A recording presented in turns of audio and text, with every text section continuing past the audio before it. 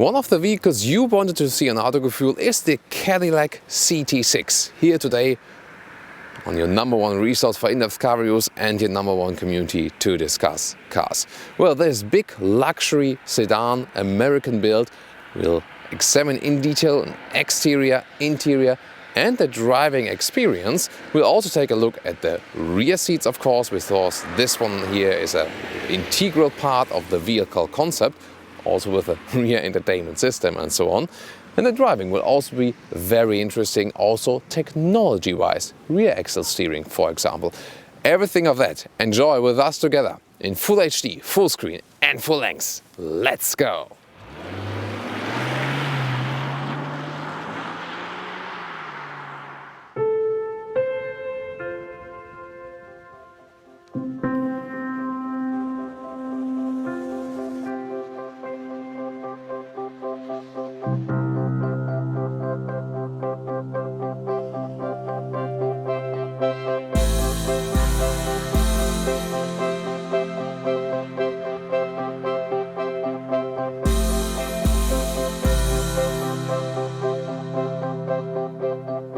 Wow, what a front appearance with the classic Cadillac logo, huge front grille and all the way this classic chrome style. The headlamps, well, everyone goes horizontal, Cadillac does it vertical, so this is also a big difference to the competitors. And also interesting that even in Germany it starts about 73,000 euros, that's sometimes about like 15,000 euros less than the competitors in the big luxury sedan segment. However, this one here today, the Platinum version, which then again reaches about 100k, but then already has basically everything in it, so the top high spec. You see the front hood is also separated here, this part, then some are chrome at the lower elements, and LED headlamps from standard equipment. 5 meters 18 or 17 foot is the total length of the CT6. 20-inch rims, comes with a platinum package we have here today, the classic chrome frame around the windows, a very elegant design from the side profile, but also conservative. The dropping line here, design dropping line on the height of the door handles. It's quite nice when you access the vehicle also in the basement garage. The lights automatically switch on and welcome you then. Then also a classic sedan line in the rear with actually a sharp ending right there. And it falls down very smoothly so that it looks actually that it only has a very short boot. Well, there's a long boot underneath it, I can show you later. This one maybe also has something to do with the head clearance on the interior. We'll definitely find out together. And now to the rear, also with vertical lamps right there, AWD logo. So all-wheel drive for this engine here. Well, you don't feel it so much when driving it. The only thing, that's a big advantage, you don't slide out with the rear, because also then torque is transported to the front wheels as well. There with the 3-liter turbo, soon more about that. And it already has 4 big exhaust pipes at the rear, and those ones are not fake, those ones are for real. And again, this symmetric form here, this is basically a split, and then it goes left and right. Interesting also design-wise. The boot can also be opened here with the key, electric opening, and well, here we go. Well, it's a classic sedan boot, so small opening, just 433 liters. Well, it is long, you can see here, I can push through the cabin trolley. But of course, considering the size of the vehicle, it's not that you would have a lot of space. Still, as the length is given, you can put enough luggage there. There's also a ski hatch available. Taking a look at the engine, well, that's surely big. 3-liter V6 twin turbo, 417 horsepower, 5.7 seconds to 100 kilometers an hour or 62 miles an hour. And in China and in the US, you can also get a 2-liter turbo, a plug-in hybrid with 80 kilometers official electric range, and also a 3.6-liter naturally aspirated one. In Europe, just this one here with all-wheel drive.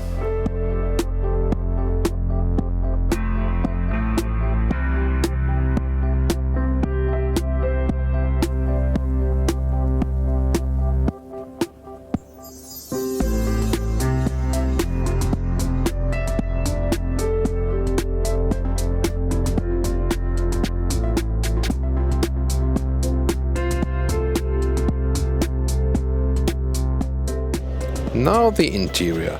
Very classic layout here, also with shiny wood, for example. Here you can control the seats and also with the massage function. Down below is not too much space for bottles and stuff, but this button is handy as you can open the boot from there when you get out. That comes pretty handy indeed. Also a classic style in the rest of the interior. Very wide seats, very soft, sofa-like, but they already look old now. Only animal skin surfaces available, sadly. Then here also this wood is used at the steering wheel right there. Big Cadillac logo. You cannot see anything from the instruments yet because they're all digital. So platinum, it's called in Europe, or would be also the luxury package where everything is in it already. And let's get it inside. Easy entry, shoe tab. So here we go. I'm 1.86 or 6'1", and that leaves just a little room above my head. Well, but we also have the small sunroof in the front, which is then causing headroom. The steering wheel can be controlled electronically in all 4 ways. Here we go. Well, and the seat control is also electronic, as I shown you earlier. You can't do it that well when the door is open. It's more handy, of course, when the door is closed.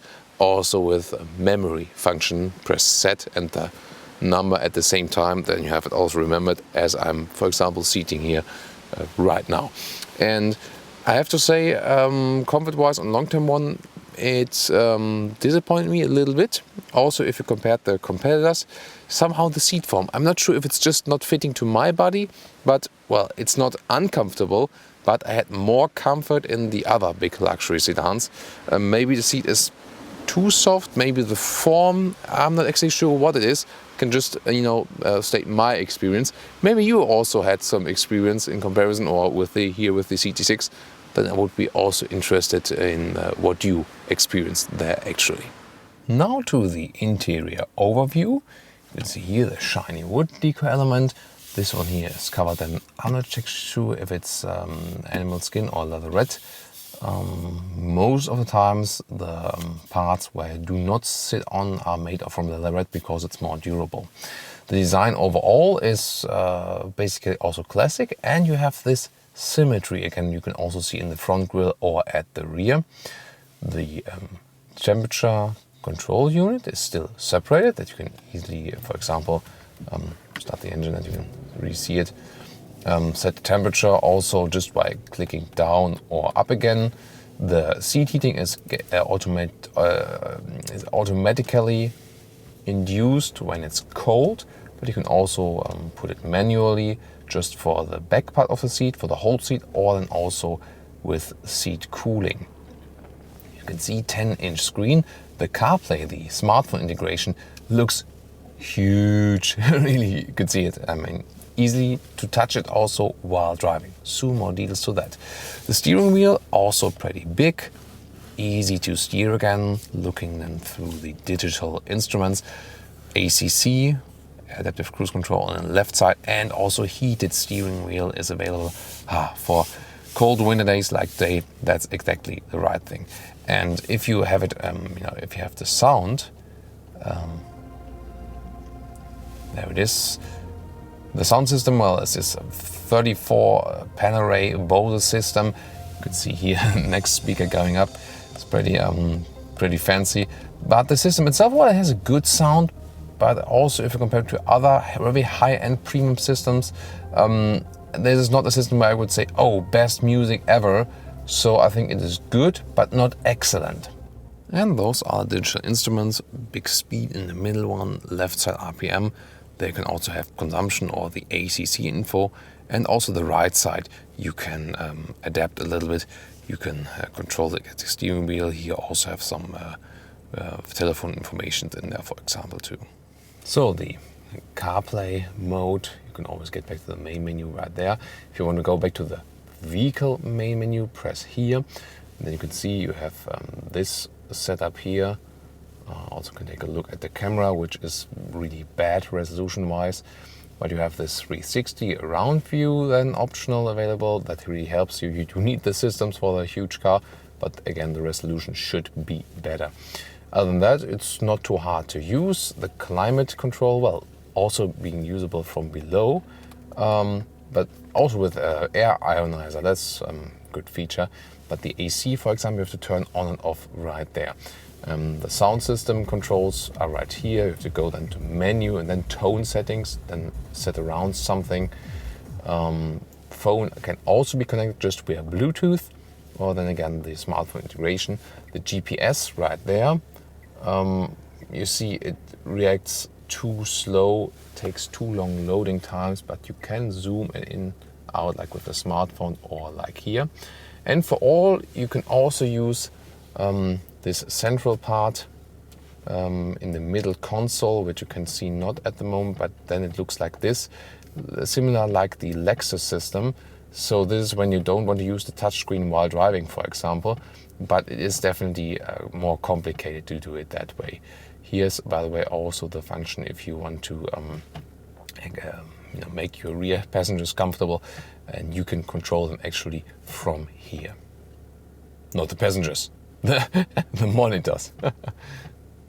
And one strange thing for sure is that you have to open the glove box at the touchscreen. Well, then not too much space in there, but sometimes when you wipe the screen here, you automatically activate the opening of the glove box.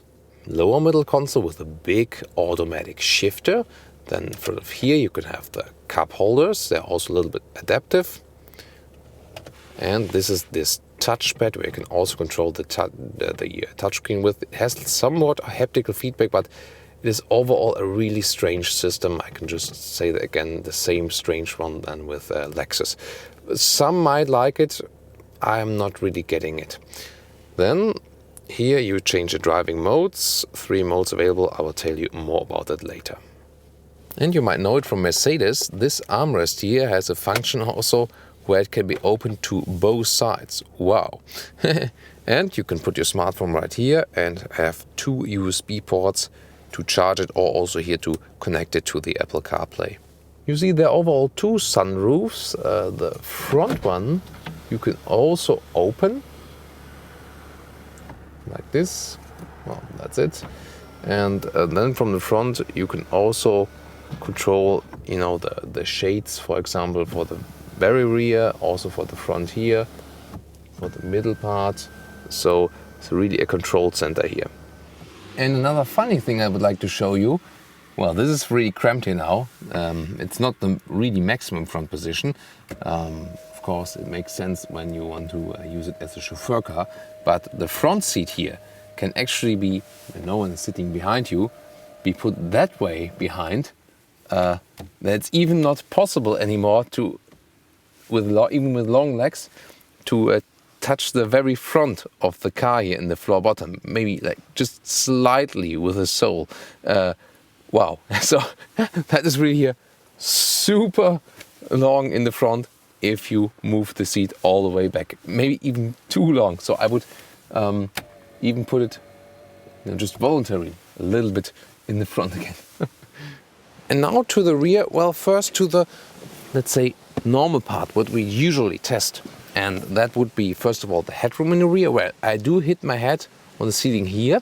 I have to put my head a little bit more behind then to lean back. And then it goes up again and my head does not hit the ceiling. Knee room-wise, of course, you have plenty of space, but considering the length of the vehicle, it is surely not the best package. Also, the rear seat entertainment system is, for example, also coasting some legroom. You also have a manual shade here for the rear windows. And also the rear seats have, well, there it is, seat heating and also seat cooling. In general, as we know from a lot of luxury sedans, it is more a leaning back position for sure. So you feel rather like you would be sleeping in this position. But we can also control a lot more here in the rear, and we have to do it detail by detail because it's actually so much to discover. For example, I now switched seats and I put the co-driver seat all the way to the front. There I have a lot of room now, of course, and this would be the the position where you would be chauffeured. Then there's a release button on my side, which is then releasing this part here. So you can have bottle holders in the front, for example. Here you can store the headphones for the rear seat entertainment system. There's also a small remote for the rear seat entertainment. And you can see I can activate it then, and then this screen here pops out.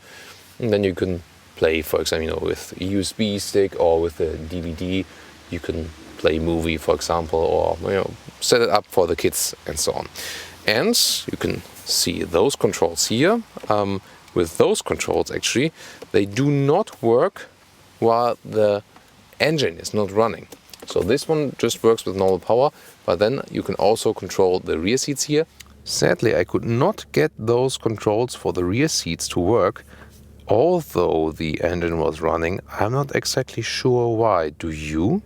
With the small remote control, you can then browse through the menu, for example, and also pick the different sources. And you switch from right to left, for example, to control the left screen, and then you can also activate that one. Wow, doesn't that look fancy? And the rear climate controls are just right here. Easy to set temperature and also the vents. Then we have two more buttons at the inside of the doors for the rear sunscreen and also for the rear roof. So that looks like this. Here you can open it and leave some more light in the rear interior. And also behind the seats, here we go, if there's too much sun, all electric, and you can control it as I've shown you from the rear. And this is the spot where the ski hatch is hidden. And what one could hardly see, the USB slots for the rear passengers right below the seats, and also a real cable plug, 230 volts.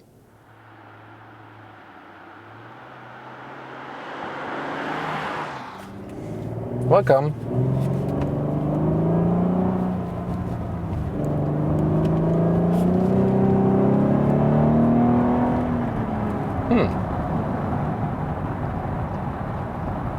There's no one behind me anymore. So quite a sovereign power from the 3-liter V6 twin turbo, 417 horsepower, 5.7 seconds to 100 kilometers an hour. And it's really just a slip on the throttle and then you're gone, although the car is so heavy. Well, and then it's again all about cruising, of course, too. For example, with the adaptive cruise control. And then it's easy sailing, sovereign, running through, just straight. The car is very long, has a long wheelbase, and that helps it to keep it calm. Also the suspension. Well, we do not have an air suspension here, unlike with the competitors, but the suspension is really soft, forgiving, adaptive too. So you won't really miss an air suspension. If someone would tell you, well, you're just riding an air suspension, you could maybe say, yeah, okay, that's true probably. But well, it's not the case, but you could think you do. What definitely helps is the rear axle steering. So at higher speeds, systems always run like that. They run parallel, and at lower speeds, they run across. So especially when you're going slower, parking in and out really helps you to ease the car around. So it doesn't feel that long, when turning in the basement garage and so on. That system really helps, and if you get this vehicle, I would go for this option. The package we are driving today does have that included. Also, when you're here on some corners in the city where you're driving a little bit slower, for example, you immediately realize it. If you look in the side mirror, you sometimes even see the rear tire turning a little bit if you concentrate on it. Nice sound also from the V6, of course. So you can drive sporty with it. The suspension, as it's adaptive, also allows you to drive somewhat sporty with this vehicle. So it is actually both possible to combine it. The steering, however, is rather soft. Doesn't have the best contact to the road. It's not bad at all, but it's more set again on a very soft steering that you can, just relax a little bit while driving, while cruising this vehicle. So this is the main focus of the steering we have here. By the way, I was in the sport mode. There's also tour and snow and ice. So just leave it on tour usually. Then the car shifts up earlier a little bit. Snow and ice, then the throttle input is reduced. However, it doesn't make the biggest difference, those different modes.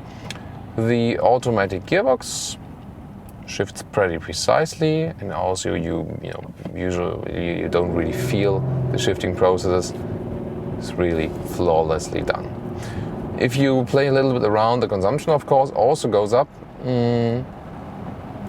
Well, if you care about the consumption when you drive this vehicle, you can bring it to about 8 liters on 100 kilometers. If you want to know how that's in MPG, just use your browser, 8 liters / 100 kilometers in MPG. That's the minimum figure for liters, or the maximum for MPG then. Well, but usually the realistic one is 10.5 if you have some city driving with it, not only Autobahn, motorway cruise control, so 10.5 liters on 100 kilometers, which is again, considering the heavy weight of the vehicle, still quite okay. Of course, it's in total numbers, it's still too much, but considering that other very small vehicles also consume not so much less, you could actually live with that. Well, the overview, as in most of the big sedans, is somewhat limited.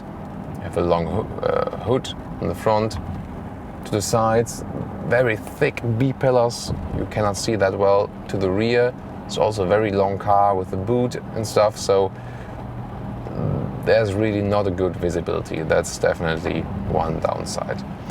The upside is again that you can just cruise and relax. Those, couch-like chairs we have here. However, on the long-term run, I don't feel the contours that good. So I think they do not adapt to the body that well. They look very wide and feel cozy at the first seating test, but the other luxury sedans we've been sitting in actually offer more seating comforts, especially on the long-term one. That's at least, for my body. However, I can also turn on the seat massage while driving. That one is working pretty intensively, and starts at the lower lumbar area, goes way up to the shoulder part, almost to the shoulder part. So that's a really good massage function, also recommendable luxury feature. And funny thing is also, you are such an authority with this car on the road. There's hardly anyone bullying from behind. When we're driving very small vehicles here, you always have the bullies behind you because they think, I'm greatest guy ever. And when there's a small vehicle, I have to push it off the road. But here, you do have actually a lot of respect. It's funny that it still works in such an archaic way, but that's how it is. That's how people are, obviously. There is also a blind spot monitor here in the side mirrors. However, it's not reacting in advance, but I think too late. So there's a vehicle coming now. Nothing. There it is. So just very closely before it gets into the blind spot. Again, some prefer it that way. I prefer it a little bit more in advance. You can argue for both ways, basically. But this star with the yellow vehicle, the good system to prevent such accidents that are coming from the blind spot. That's really well done. So heading up to the motorway again. You also hear it on camera, it's pretty silent in here. If you compare it recently, well, the newest full luxury sedan was the all-new Audi A8 we've driven. Sound insulation wise, the A8 was definitely better than this one here. Always nice to hear that sound, right? You can also use the shifting pedals to, for example, also if you want to stay in the tour mode and then want to shift down and accelerate a little bit. For example, here now, 6th, 5th, even 4th gear maybe at 80, and then plop. And then, not sure if you've seen it on camera, if you shift manual, the gears are really hammering in. Blom. You also hear that sound from the shifting pads, but you also feel that the gears are really bam. And if you just go in the manual automatic transmission, as we drive usually, very smoothly the transitions between the gears, so that's really nice. So actually here you can have both, and I think it's also nice that they kept this relatively simple. So you can also just remain in the, whoa, I can't see anything anymore. Wet road, the sun is reflecting in there, wow. Really stable here again on the motorway. So it gives you this relaxed and sovereign feeling what a big luxury sedan is actually for, of course. I will soon show you a little bit lower speed, some more slalom-like, and you can also guess what that does for the rear axle steering. Again, one of the technology highlights here in this vehicle, and it really makes sense to even out the length of this vehicle for sure. Here also again at higher speed, suspension does a good job, and it's relatively silent. But again, you can compare it of course to other cars which are 1,000 euros or dollars. Those are the ones you have to compare then. Good grip here also, although the road is a little bit wet. When I ease the car around here, well, you do feel the weight that is pushing you in the corner, that's for sure. You cannot defy physics, that's just not possible.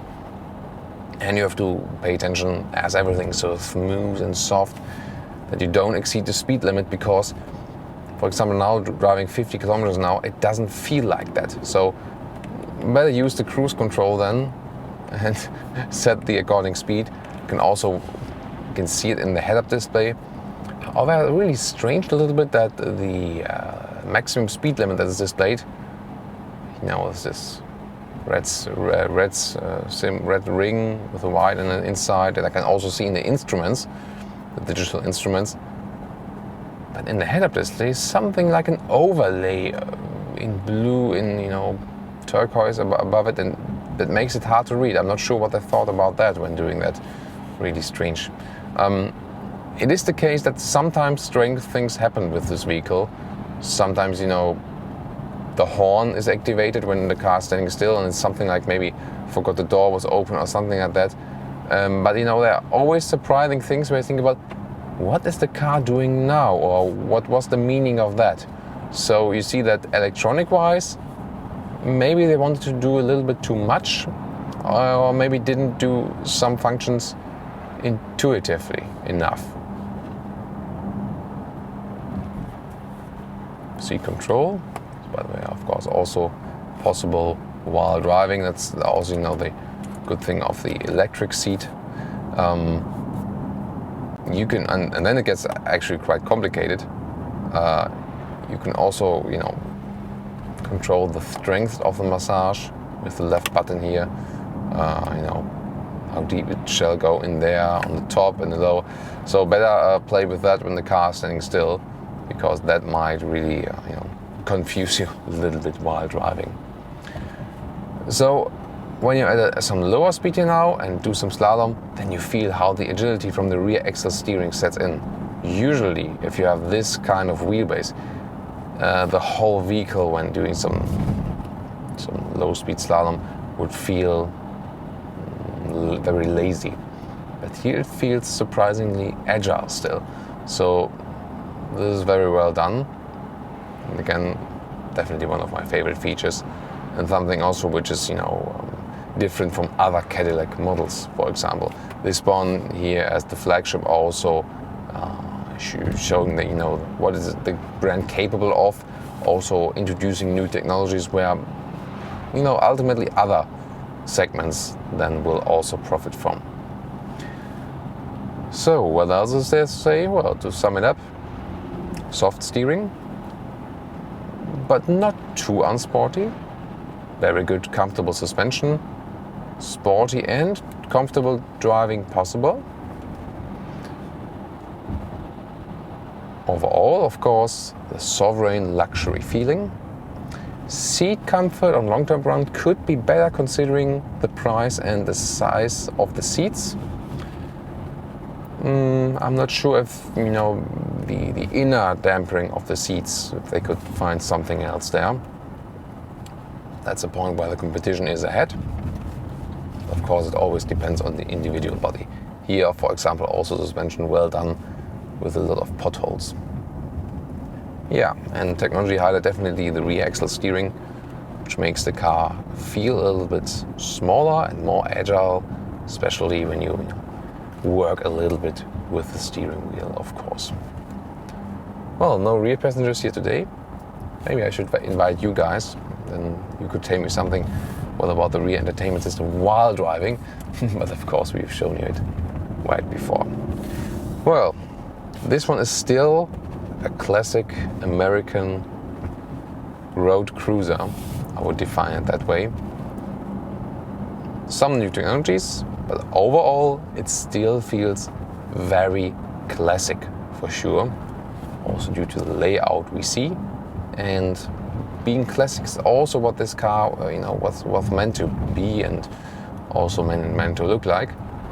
And that's definitely something else when you compare the German big luxury sedans, which are going all the way in this super tech directions. So what do you prefer actually?